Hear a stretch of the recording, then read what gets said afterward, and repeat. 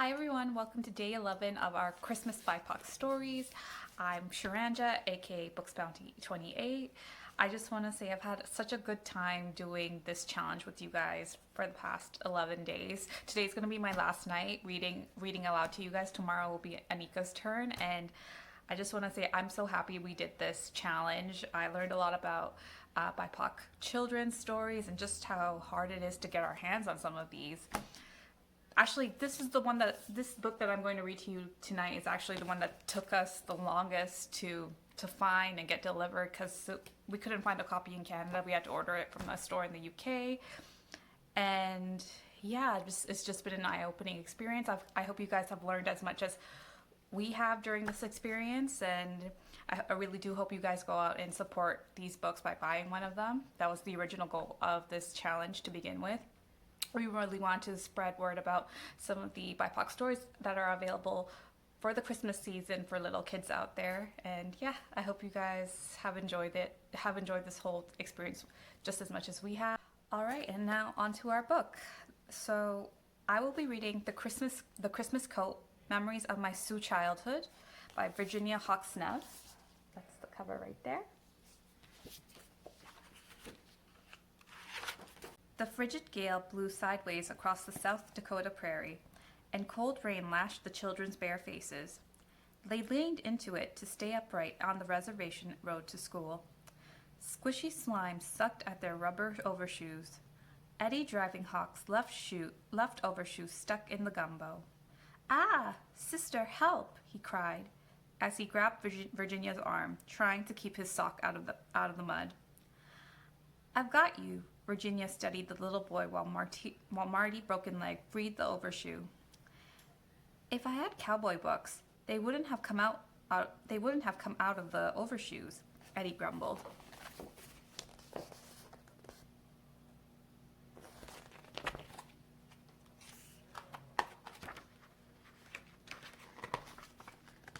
The children trudged on. Virginia shivered. She pulled her mittens up and tugged the coat's sleeves down in a vain attempt to cover her bare wrists. "I need a new coat," she thought, and slipped into a daydream. Maybe a red one that wasn't tight across her chest and that was long enough to reach the tops of her overshoes. It would have a warm hood.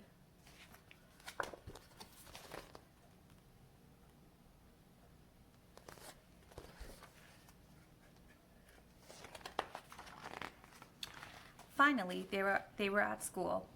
The teachers, Mr. and Mrs. Miller, and the janitor, Dan Reed Buffalo, helped the children out of their sticky overshoes. Virginia wiped Eddie's nose before he walked into the first and second grade room. She stepped back when Evelyn and other older girls shoved ahead to their class. "They sure are pushy," grumbled Flo. Virginia hooked her arm around her best friend and nodded. "Are these boxes here yet?" Flo asked. "No," Virginia answered. "Maybe they'll come today." "I hope so," Flo wished. "I need a new dress. All mine are short and tight."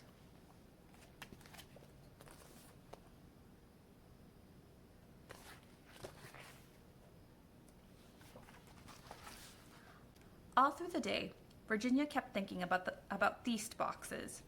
Theast meant the East, and referred to large cartons of used clothing, shoes, and other items sent by church congregations in New England.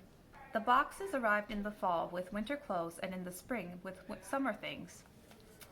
Virginia and Eddie never got first pick from the boxes because their father was the Episcopal priest of the village, and as Mama always said, the others need it more than we do. Virginia's coat was so small because last year it had been the only one left that fit her, and it had been short then.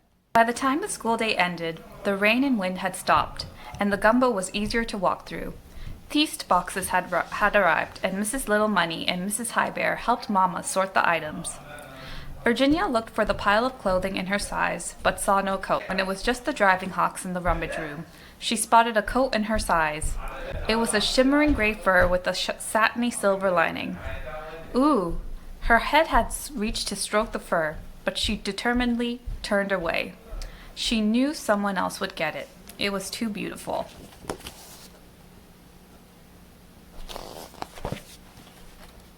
"Look, a tuxedo," Dad held up a black suit. He put it on and laughed at how it bagged about his shoulders. And here are the shoes. He wiggled his toes into shiny black pumps. Shall we dance, madam? He invited Mamma, who tossed a ragged lacy shawl over her shoulders. They twirled through the room to polka music from radio station WNAX. Virginia pulled on a white gown and whirled after her parents. What's this? Eddie held up a stiff white thing. A corset, Mamma said. For fat ladies, Dad said, fastening it about his middle and waltzing Virginia across the floor. Uh-oh, Dad whispered as the door opened. Well, hump, I never. Mrs. Red Buffalo glared at the dancers and stomped from the room.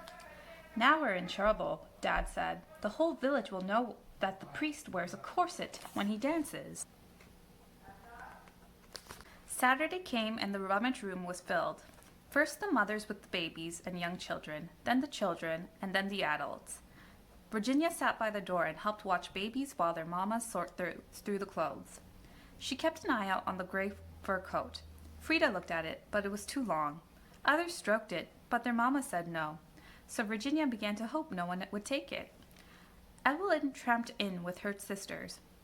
Oh, I hope there's good stuff left, she cried. We had to push the car out of the gumbo. She headed for the coats. I need a new coat. Mine's way too... Ooh, she spotted the gray fur. Virginia gulped back the lump in her throat. On her lap, the baby cried as she squeezed him tight. She rocked to comfort the baby and watched Evelyn slip into the coat. It's perfect, isn't it? Beautiful, and it fits. Virginia hid her tears in the baby's soft hair.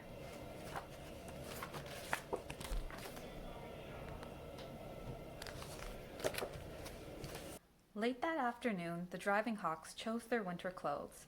Mama found a drab brown coat that was a bit too big for Virginia. The sleeves and hem would need to be shortened. Until then, she'd have to wear the old green one. It was so hard to follow Evelyn and her friends on the walk to school. I just love the way my fur coat feels. It's so soft, and the label inside says it's Lapin. Virginia wrapped her arms around her chest, trying to hold in her jealousy. In the classroom, she asked Mr. Miller what Lapin meant. He said. It's been a while since I used my French, but I believe it means rabbit. Thank you, Virginia said.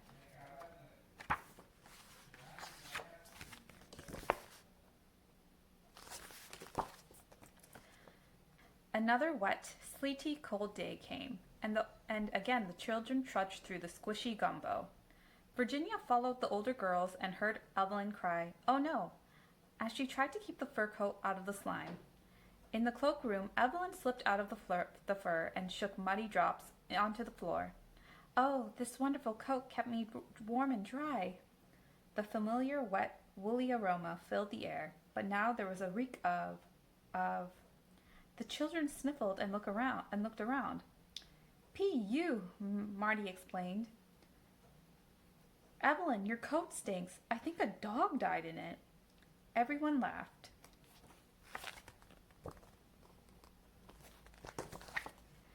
Christmas was near, and after school, the children went to the guide hall for pageant and carol practice. Mama called Virginia over before she joined the others. Evelyn needs another coat, her mother said. The fur one isn't practical to wear to school, Mama explained. And it smells like a dog, Virginia smirked. That's not a nice thing to say, Mama warned. Virginia stayed silent while Mama went on. The only other coat that fit her was the brown one you have. It's a good thing I didn't get it hemmed and you haven't worn it to school yet. Virginia frowned. She didn't like the coat, but she hated the thought of Evelyn getting it. I'm sorry. Mama patted Virginia's shoulder, but, through gritted teeth, Virginia said with Mama, she needs it more than we do.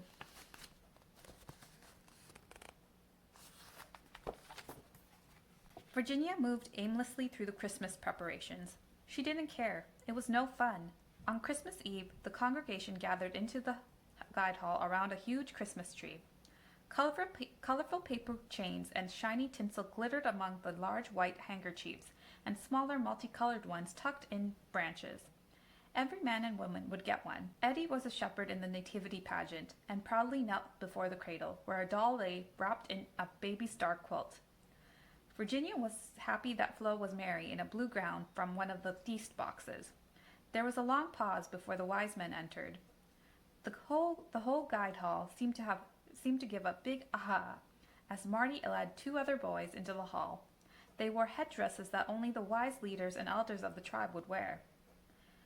Dad rose to lead the applause and as the pageant ended.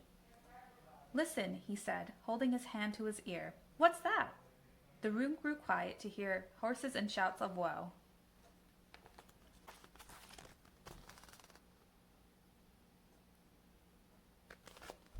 Feet stomped and thumped outside.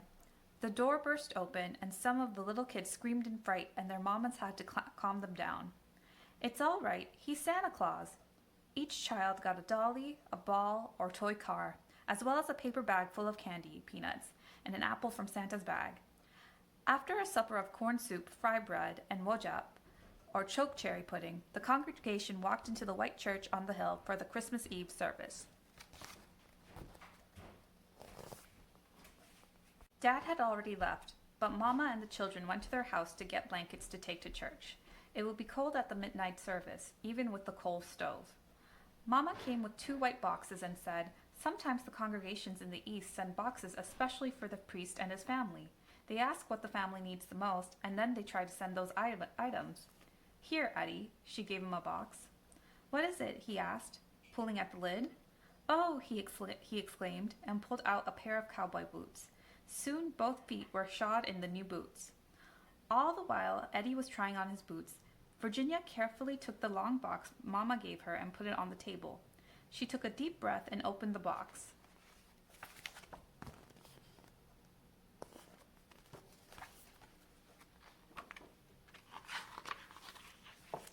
A coat! Not a fur one, but a smooth and soft red one. It even had a hood. She looked up at Mama and felt tears in her eyes. She couldn't say anything. "Try it on," Mama urged. It was wonderful. A little long in the sleeves and hem, but that was okay. Virginia buttoned the coat. Tears brimmed, but she smiled. "Thank you, Mama."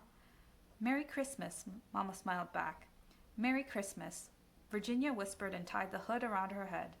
The trim of brown fur was soft against her face. Oh, she got her coat.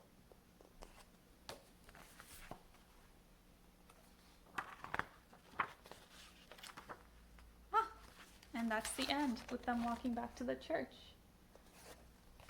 All right. Yeah, and like I said, I really enjoyed this experience with you guys. I learned about so many different books for kids of color.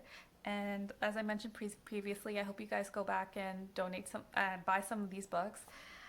Like I mentioned this at the beginning of our whole 12 Days of BIPOC Christmas Stories, but we are going to go and donate some of these books to a local bookstore that's completely volunteer run in our area. And yeah, it's our way of giving back this year, and I hope you guys do the same. And yeah, I hope you guys are keeping safe, and I wish you guys a happy holidays. Bye.